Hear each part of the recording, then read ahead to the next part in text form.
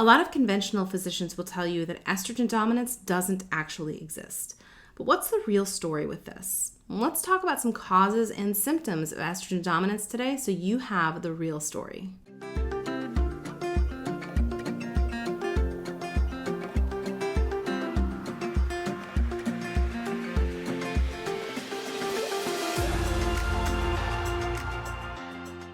Hi ladies, welcome back to Fertility Mom.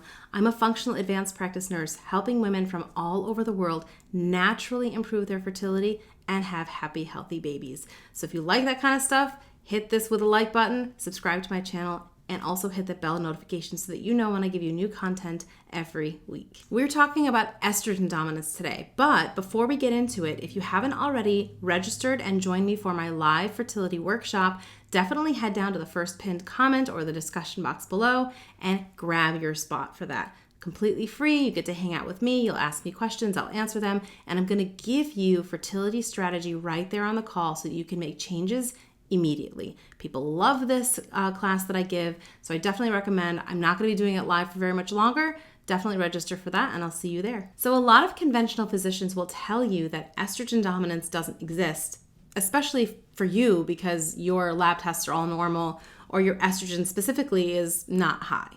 But there's actually many different ways that estrogen dominance can manifest in somebody, and that's what really matters. It's not so much the actual number on a lab report, but it's really the overall balance. And there's specific scenarios in which the balance can be off for someone. So we really have to look at symptomology most to really get an idea of what's going on with your estrogen and progesterone balance. But let's talk about some of the ways that this can manifest for you. So the first way that you can get estrogen dominance is to actually have too much estrogen. And this can happen because you're taking in a lot of toxins and chemicals or estrogen-like compounds into the body. You're not able to get rid of estrogen. Maybe your body is actually creating too much estrogen from testosterone as well. Maybe there's some other thing happening underlying that's causing you to create too much estrogen in your body. There can be several different factors here. But one of the ways in which you can get estrogen dominance is that you just simply have too much estrogen. Now, of course, we want a certain amount because it helps with your mood, it helps build your uterine lining, it helps with preventing bone loss. Estrogen does a lot of great things, but if we have too much of it, then we can start to get other symptoms, which we'll talk about in a little bit here. But that's the first way in which you can actually have estrogen dominance. There's just simply too much estrogen coming into your body or being created within. Now, the tricky part about this is that you still might not have a high estrogen level on a lab report because it's all about the balance within your body. So we really have to look at what is happening in your body, what symptoms you're having to get a good idea of what kind of balance or imbalance you're already in. So don't just go off lab reports. They are very valuable in many instances, but they are not the only thing that we should be looking at. The second thing that might cause you to have estrogen dominance is that you actually have a sluggish liver. And this can be caused by many different things, including nutrient deficiencies, gut problems, toxic burden, that kind of thing. But if you have a sluggish liver, then you're not actually able to break down the estrogen in your body and eliminate them totally. And we break down estrogen into 3 different metabolites. There's 2-hydroxyestrone, 4-hydroxyestrone, and 16-alpha-hydroxyestrone. Now, the first one that I spoke about, the 2-hydroxyestrone, is considered a good estrogen metabolite. The other 2 are considered bad or dirty estrogen metabolites, and they can go on to cause damage and the symptoms that we usually term as estrogen dominance. So if you have a sluggish liver and you're breaking down estrogen into these different metabolites, then you might not be able to get rid of all of those metabolites in the right order or the right way, and they might be hanging around your body a little bit more, and that could be something that's causing you to have estrogen dominance. The third reason you might have symptoms of estrogen dominance is that you actually have too little progesterone. Now, estrogen and progesterone are really good friends. They keep each other out of trouble. They really counterbalance each other very, very nicely. And estrogen likes to throw parties. Progesterone likes to keep it calm, cool, and collected. So if you don't have enough progesterone, estrogen's just going to go wild in your body and do all sorts of things and create all sorts of havoc.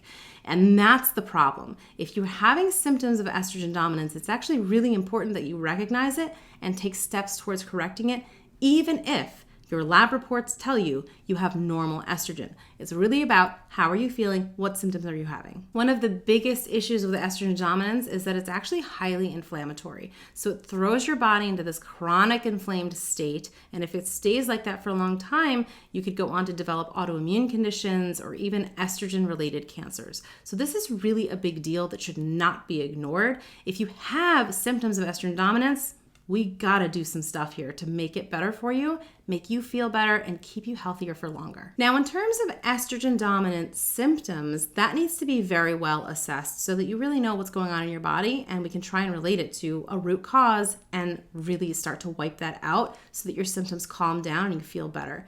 But some symptoms of estrogen dominance include fibroids, fibrocystic breasts or lumpy breasts, PMS, PMDD, anxiety, absent periods, irregular periods, uterine polyps, ovarian cysts, even thyroid nodules. Thyroid nodules or thyroid cancers can actually be related to estrogen dominance as well.